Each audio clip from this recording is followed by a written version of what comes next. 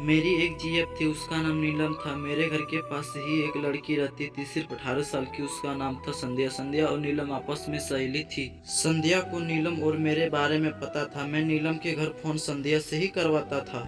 संध्या को बस पता होता था कि नीलम और मैं कहाँ जा रहे हैं, क्या क्या करते हैं। ये सब सुन सुनकर अब संध्या को भी सेक्स करने की इच्छा होने लगी। वो अक्सर मेरे घर पर आती और मुझसे पूछती, राज भैया आपने कल नीलम के साथ क्या किया। मैं बोलता, तुझे इन सब बातों से क्या काम है, तो वो शर्मा कर चली जाती। मैंने नीलम से पूछा तो उसने बता दिया कि वो हमारे बीच सब बातें संध्या को बताती। मैं समझ गया।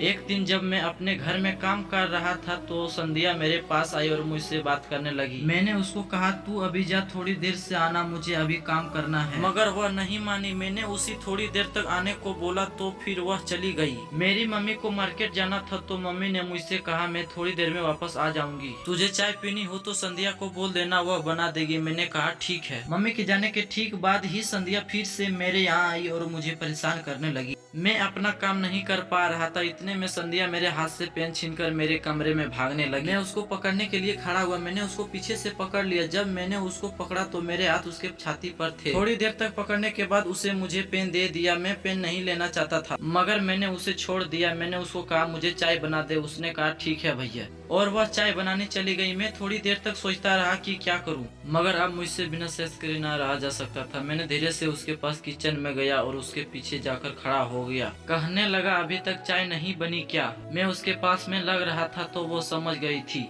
वह मुझसे कतराने लगी। मैं भी समझ गया कि यह अब मुझसे कतरा रही है। उसने मुझे चाय दी और कहा, भैया मैं जा रहा हूँ घर। मैंने कहा, रुकना, चाय तो पीने दे, उसके बाद चली जाना। उसके बाद हम दोनों बैठकर चाय पी और कॉलेज की बात करने लगी। थोड़ी ही देर में दोनों की बातें बढ़ती गई और पता ही नहीं चला कि हम दोनों कमरे में चले गए और दोनों ने करीब 1 घंटे के संबंध बनाए। इस घटना के बाद मैंने कई बार उसके साथ घर में अकेले पाकर संबंध बनाए। अब उसकी शादी हो चुकी थी, लेकिन आज भी वो घर आती है तो मुझसे मिलने के लिए आती है।